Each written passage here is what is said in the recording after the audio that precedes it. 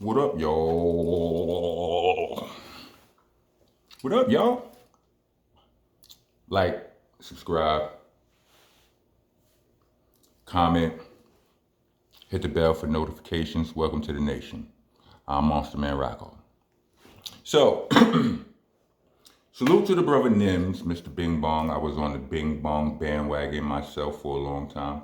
Pause. Salute to Coney Island. I went to high school in Coney Island, Lafayette High School. Met a few lifelong friends there. I met my girl Taz, my sister Taz. I met her there.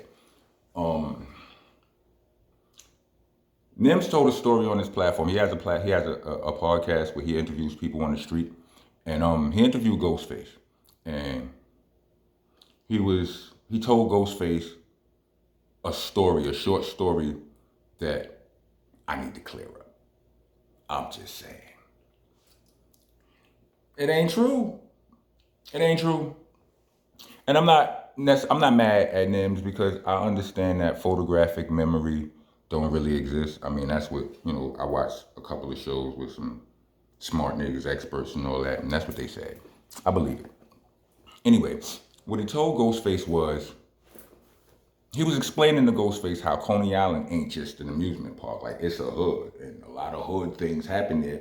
People be thinking that it's, just the rides and roller coasters and all that, but no, sir. Which is all very true, right? It's hoodie hood out there, right? But in conveying that message, he told him that Helter Skelter told him a story. Nems told Ghostface that Helter Skelter told him a story of them getting chased Helter Skelter was at a party and got chased out of there by some dudes with hammers. Not hammers as in firearms, hammers as in, household tools. Anybody from New York of a certain age knows that right there, something is wrong with that story. Very wrong. If you feeling left out, let me put you on to that. It's part of the reason why I wore my purple. You know what I'm saying? When I was young, I was part of a gang called the Decepticons. We specialized in hammers. Like, that was the weapon of choice. Or other household tools and stuff like that. But ask around. Hammers were our thing. So when you hear, if you somebody from New York and you hear this story and you in the know, a bell should ring off in your head right there, right? I'll get to that later. So, anyway, Helter Skelter would never go to a party in Coney Island in a house. We know better. Like I said at the beginning of this video, all of those things that he was telling Ghost, I already know those things. Those things are absolute truth. It is very hood out there. It looks nice, but don't be fooled. You know what I mean? And so we weren't out there for any party. We were out there because we basically lived out there. I had a girlfriend out there. She lived out there. She was my girlfriend for like 8 years, right? When I met her, she lived out there. She had a sister that I hooked up with, Preem from the Representatives. Preem wifed her sister. They had kids together and all that. Rest in peace to her. She passed away a few years. Rest in peace, Pookie, right? So me and Preem were basically living in the same house. Little Rock of the Representatives had wifed a chick who was the friend of Preem's shorty, who happened to live right across the hall. Same floor, right? Same building, same floor. So Little Rock was out there with me and Preem. Now, me and Preem's girls had a brother who was subleasing a crib who was down the hall, who was subleasing this crib from some older lady who wasn't there, didn't need the space, right? So at that time, Ruck was on the run. Ruck was down the hall. So Helter Skelter and the Representatives, we were both living in this same building on the same floor, chilling, having a good old time, right? And you know how hoods are. Like, hoods don't like other dudes just up in their hood with their big feet in the air. Get your big ass avias off my mom's glass table. You know what I'm saying? Like on some real, like, you know, they don't like it. You know, dudes are going to, you know, it is, tensions will arise. And they did, but they didn't really arise with me and Ruck. They started with the little bros, right? And it started, the tension started through their girlfriends. You know what I'm saying? Through their shorties, the little dudes from around there, they was, you know, pressing the shorties, getting disrespectful, getting out of line, this, that, and the third, whatever. And you know, the situation came to a head, pause. And Little Rock had my shorty brother go get the dudes, like two of the dudes. Like, yo, listen, I want to talk to these dudes. He had no idea what type of animal activity he was about to witness, right? So he goes and gets his two, you know, these two dudes from his building that he know. They might not necessarily be his friends, but he know them or whatever. He goes and gets these dudes. They bring him to the crib, and Little Rock wilds out on him. First, he confronts them, conversation, blah, blah, blah, blah, blah, blah, blah, blah. They deny, punch one of them in the face. Both of them fall. I never seen it happen in my life before. I never seen it happen in my life again. It was amazing, right? Anyway, I grabbed Little Rock, pull him off dudes. You know what I'm saying? Because, you know, he didn't just punch him. Like, he's standing over them, you know what I'm saying? Basically wilding these dudes out, right? You know, he ain't wilding them out, but he's... So I grab him off the dude, off of them, talk to him, like, chill, try to calm him down, this, that, and the third, blah, blah, blah, blah, blah, blah, blah. And eventually, we get those dudes out the crib, like, not chill. Yo, little niggas, go home, go. They leave, they come back with the whole building. The whole building, right? And, well, it seemed like it anyway. And sticky situation, like like we basically pinned down in the crib. They banging on the door trying to get in. We got a slam dancer, but it's never been used. It's some big dumb never been, we ain't never used it. I know none of us have ever used it. So we don't even know if it worked right now. But we're about to find out if these dudes make it through that door that we ain't opening. If they get in here, it's because they forced their way in here, and we would have been in our, you know what I'm saying, within our rights. So, you know, your boy was sitting there waiting posted. You know what I'm saying? But they never made it through. What had happened was the police came. All of that commotion was going to draw police. Popo came upstairs, dispersed their crowd. They left, went downstairs. They go downstairs. We sitting in there for a few minutes. Nigga Little Rock goes to the bathroom to take a crap. He's in the bathroom for a couple of minutes. Ruck stands up. Yo, I'm going outside. What you doing? I'm going to the store. I see this look in his face. This sounds like a bad decision to me, but I already know I can't talk to him in this space. I can see it all over his face, right? Pause. So I'm like, all right, I'm going too. I get up. And then Preem gets up. I'm going too.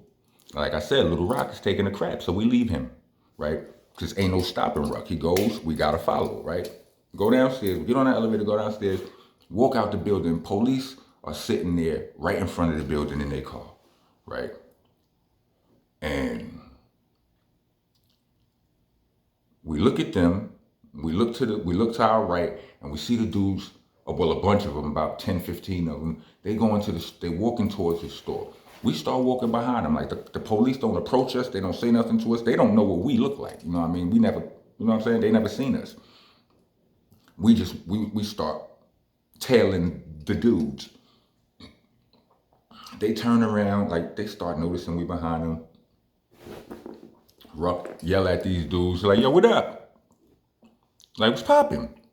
I don't know if we were saying what's popping back then, but whatever the equivalent of what's popping was back then, son said it, and they start, like they start move. It ain't no, they not moving, they not walking back to us aggressively, but they are walking back to us. This nigga Ruck pushes the issue. He start speed walking to these dudes. All right, this is what's going down, right? Boom. So we moving, we following his lead, and the police jump out, right?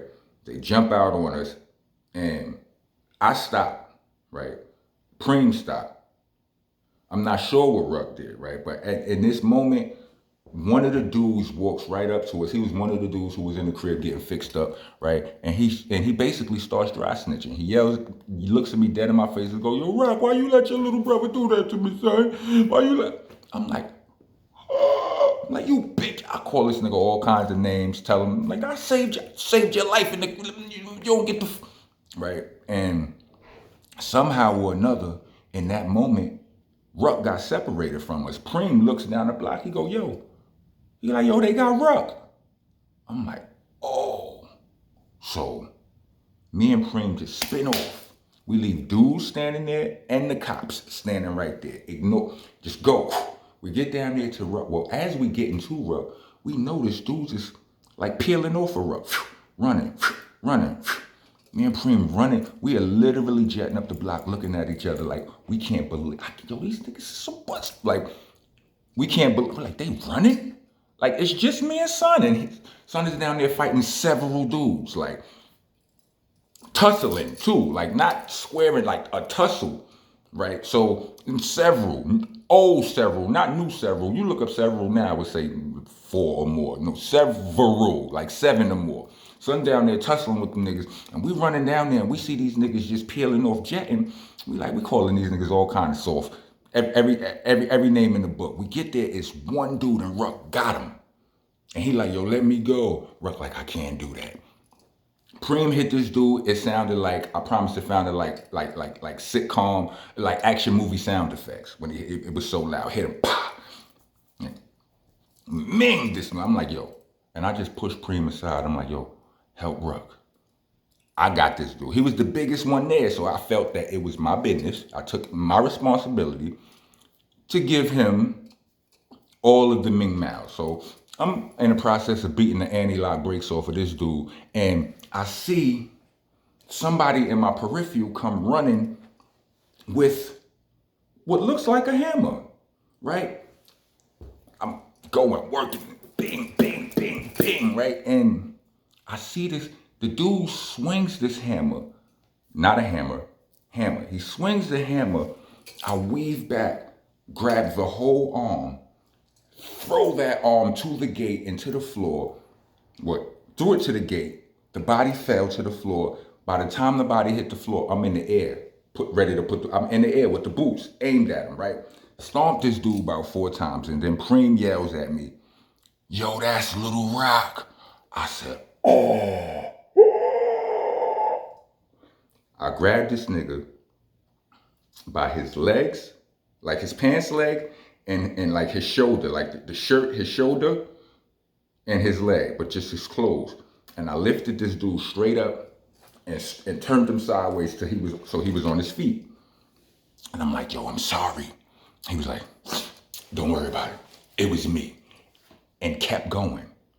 And I watched him for like 5 seconds, chasing niggas down with this hammer. And he was wilding. Now, me and Little Rock is my brother, right? But we not even cool right now. Like, you know what I'm saying? I haven't spoken to Little Rock in 4 years, right? We are not on good terms right now, but that don't change the truth. That boy was MVP that night. Like, he was in rare form. He's running around chasing dudes with the hammer. He done threw the hammer at somebody, hit him in the back, picked it up, kept going to work. He chasing dudes into me. I'm punched. He chased like 2 niggas into me. I done punched him in the bushes, right? He's going. There came one point where the police jumped out their car and backed out their hammers on him. And I told him, "Drop it." And he just dropped it. He put his hands up. Sidebar. Anybody, if you ever want to be my friend, that is a requirement. If you can't hear me speaking to you in intense situations, you disqualified. I can't. He was able to. He dropped it. And believe it or not, no imagination, no exaggeration, the police got back in their car. And again, I have to say, no imagination, no exaggeration. My bro picked his hammer back up and went back to work. Washing fools, right? Eventually, the police was on some, "All right, it's got to stop." More police come, they get out, they like, "All right, break this shit up," right? And we not going to go back in the building where the drama is. So we trying to go home now. None of us had a whip. We on our way to Coney. It's only one way out of there, the train. You got to run down one of these, you got to go down one of these long streets and wild blocks. And we trotting. Because it don't make sense to walk all gingerly like these niggas might. Who knows what's going to happen? We trotting. Yeah, we jogging a little bit. Yeah, we jogged a little bit. But then the nigga Ruck is like, you know what? He stops. Psst. I'm like, what are you doing? He's like, I'm not running from these niggas. And I don't have a valid argument for this nigga. Like, we won. Like, at this point, we won. Why are we running? You understand what I'm saying? So, and these dudes, like, they following us, but they not really trying to catch us. They literally look like zombies walking up the block behind us, all washed up and ketchuped up and all of that. You know what I'm saying? So a dude drives by and he's like, oh, like, it's so much distance between us and them. You know what I'm saying? Like, mind you, like I said, they deep and we trotting. Even if we was running, how fast can we run? It was 4 of us fighting the whole building just now. We exhausted, right? Ruck stops. And then the dude pulls up. He's like, yo, ain't y'all help to scout the niggas? I'm like, never mind all that. You see them dudes right there, them dudes down there bleeding? We did that. We need a ride. And dude gave us a ride. And that was it. And what was crazy was whoever dude was, he didn't seem intimidated by that situation at all. Like, when we got in the ride, I'm like, I remember me being like, yo, hurry up, get out of here. Like, no, don't need shit. These niggas ain't coming over here by my car. And they didn't. You know what I mean? I ran into one of those dudes, the biggest dude who was there, who I gave all the business to.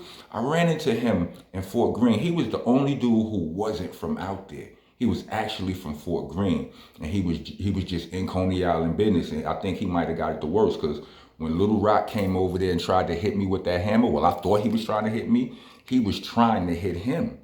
You understand what I'm saying? It was like, oh shit, I weaved it.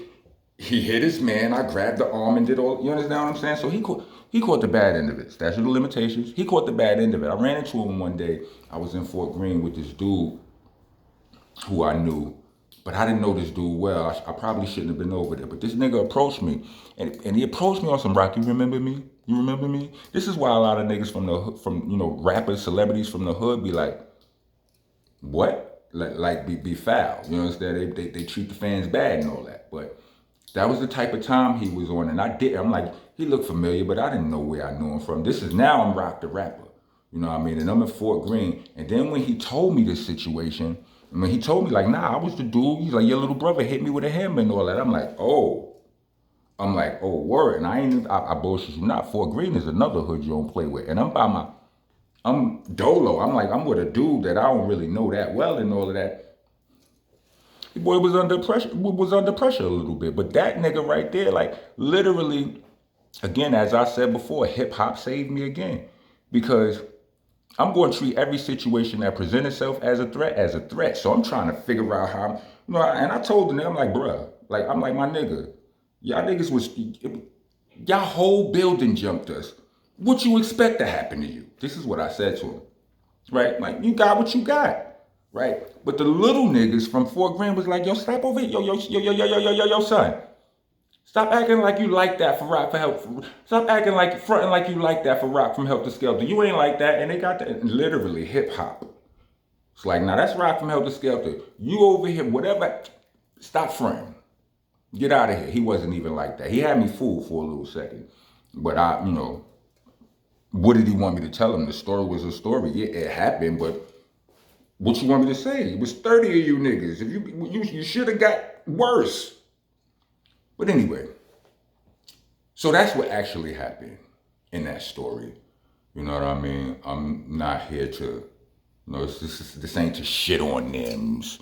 You know what I mean? None of that. But, when I first watched that story, when I first watched that episode, I was in Arizona. And,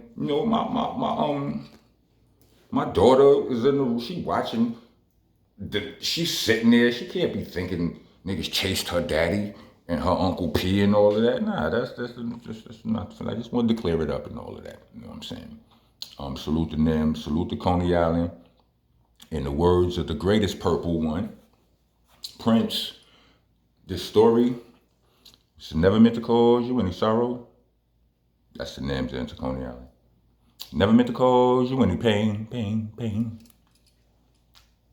So was on Nems. You had Ghostface on your show, rocking purple, telling him that the purple people eaters got purple ganged by some other niggas. I couldn't let that go. I'm sorry. I'm sorry, Nems. I tried to stay away from this from this topic in you know, on the strength of Nems, because a long time ago, when I first met Nems, it was because Poison Pen called Helter Skelter to the studio to do a song. Salute to my bro Poison Pen, and it was a song, and it was me, Ruck, Pen, with Nems and my brother Illinois. They were on the song as well, and the song is called Cross My Path, right? And I had a verse sitting in tuck. You know what I'm saying? So I went first. I didn't have to write. I was sitting on this verse. This verse happened to detail this whole story I told you. It was about 8 bars of the verse detailed it. You know what I'm saying? But it's very close to what I just told you in 8 bars, right? So, and Nems had a problem with it. Penn told me, Penn was thinking, I don't know if Penn took him. Penn did say that. I hope Penn was at least thinking about taking him off the song. The version of it that I just recently heard after I saw this video, after I saw the video that where Nems was telling Ghostface we got chased, right? I listened to the song, and Nems is on the song, so maybe he didn't take him off the song or whatever. The strangest thing is, in that song, I have an ad-lib on Nems' verse. But I'm like, that don't even make sense. If Nems felt the way about it, how did I don't remember. Like I said, memory ain't photographic. So I just wanted to clear up that story. You know what I'm saying? That's that one. I mean, if you made it to the end of this page, then if you made it to the end of this video, then throw up some hammers. Throw up 4 of the hammers, the crossing hammers. You know what I'm saying? They got them. Look through all your emojis. All right? Like, subscribe.